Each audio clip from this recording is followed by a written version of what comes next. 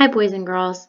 Today we're going to focus on lesson 7.6, Fractions on a Number Line, Part 2. You should see it right here. Remember, if you can't, you'll use these arrows to go back or forth to get to the lesson we need to be at. So when you see lesson 7.6, you can click to go inside. The first thing we're going to do is the math message, like we do in class. So you can read here or you can have the computer play it. So let's listen to what the math message says. Math message. Work with a partner. The fraction circle piece represents one whole half. You can take fraction circle pieces to show one half.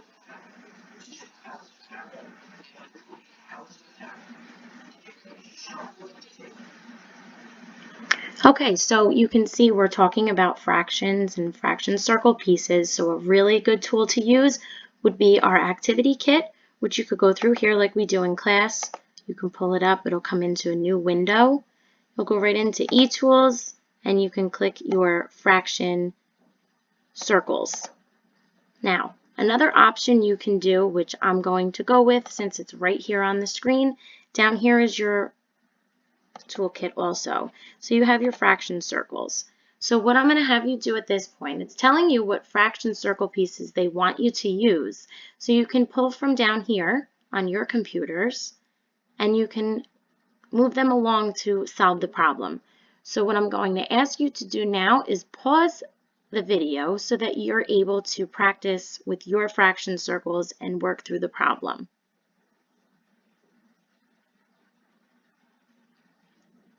Good job. So I'm going to solve it with you so we can make sure that we can relate this to today's lesson. So up here it's telling us that the red fraction circle piece is the whole apple. So I'm going to pull my red circle piece. Then it says, use pink fraction circle pieces to show 1/2 of an apple, 2/2 of an apple, and 3/2 of an apple. Now, we haven't really talked about this yet, where the numerator is greater than the denominator, but we're going to work through that right now. So my pink fraction circle pieces are down here. So we have, remember, I put that up here for us, we have our numerator and our denominator. Remember, the numerator is the amount that we're talking about, and the denominator is the total parts. So if we're looking here and we want to show 1/2 of an apple, our denominator is telling us that they want 2 pieces. So I'm going to have 2 pieces to represent my whole, right? But it says I want to show 1/2. So this is 1 out of the 2 equal parts. You notice that's half of my apple. So then 2/2 of an apple. Here's 1/2 and another half, 2/2. When we put them together, isn't that the same size as my apple? And look at the 2 halves. The numerator and the denominator are the same number, which remember that always represents one whole. So I'm going to break this up just for 1 minute. Now it's saying 3/2. So the denominator didn't change. So we're still focusing on halves. So instead of having just 1, 2/2, I need to show 3/2, which I would pull up a third piece. So what we did is we're now showing that this is 1/2 of an apple, 2/2 of an apple, which is a whole, and 3/2 of an apple. So I'm going to put this down. Now I wrote it down here. Today we're going to identify fractions that are less than and greater than one whole on number lines. So the work we just did now, we're going to apply that onto number lines. So we can click back here so that we're seeing our different activities here. So we're going to go to number 2, identifying fractions less than 1. So now this is actually the first example on our journal page 232, but we can work right here and solve this together. So I put our little visual up here to remember numerator and denominator, and like I've said before, denominator, down, denominator, they both start with the letter D. So now when we're looking here, we want you to think about what you notice about this number line. So just pause the video for a second and think about what you notice here.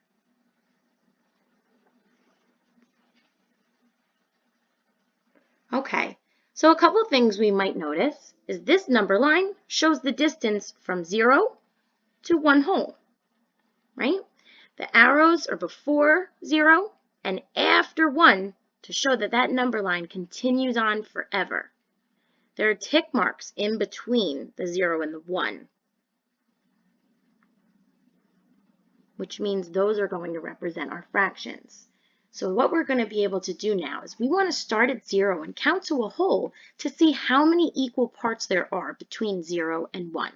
So I'm going to use this triangle pattern block to move along the number line. So if I start at 0, this can't be 1, this is 0. So we go 0, 1, 2, 3. So that means there are 3 equal parts here on this number line.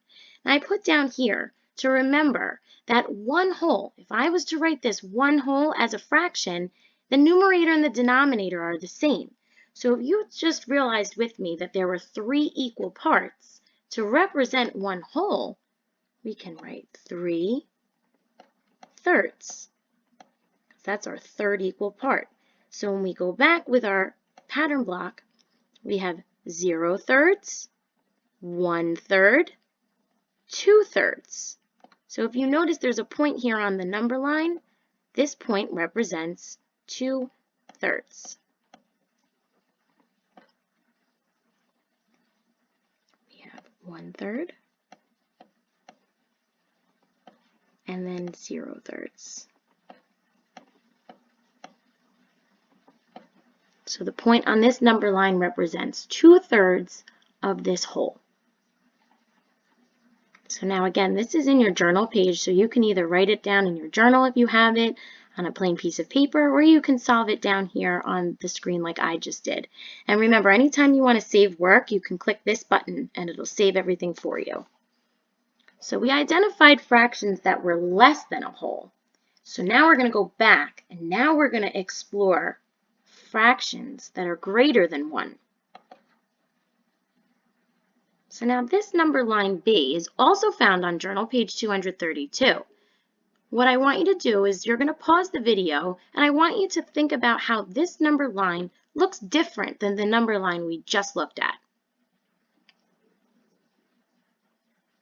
Okay, so now I'm sure most of you have guessed it, this number line's a little longer. Instead of going from 0 to 1 whole, this number line goes 0 to 2 wholes. So you're going to do it the same way. I want you to almost imagine that this part isn't here right now. We're going to focus on counting our equal parts to 1 whole to determine that denominator, and then we're going to continue counting on. So here's our pattern block again. We're going to start at 0, and we're going to just stop at a whole to decide how many equal parts there are to 1. So if I have 0, 1, 2. So that means there are 2 equal parts to 1 whole. So 2 equal parts, remember we say halves. So this would be 0 half, 1 half, 2 halves, right? Remember 2 halves, when the numerator and the denominator are the same, it represents a whole. So similar to like the apple, we're going to continue. 3 halves, and then 4 halves. So I like to write under the fraction to really visualize my fractions so you don't get confused. And then 2 is 4 halves.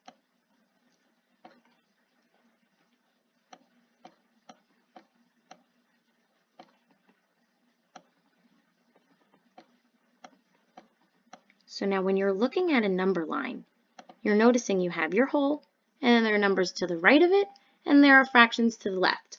Any fraction that is to the right of 1 whole, let me do this to really show it, that is greater than a whole. So 3 halves, which is our point on the number line, is greater than 1 whole. Anything to the left of 1 is less. Left and less both start with the letter L. So here, 1 half and 0 halves are less than 1 whole. So now you can continue on these screens. There'll be more examples for you to practice. And again, you can save it so your teacher can review it. and let you know how you're doing on that. So now what we're going to do is we're going to go back because I want to show you one more thing that you're able to practice to continue practicing your fractions on a number line. So number 4 is more practice you can do. These examples are found on journal page 233, and it's your turn to practice. So again, you have, if you did it on the computer, you can listen, write the missing fractions on the number line. Some fractions are given to you. You can use that to help you label the others.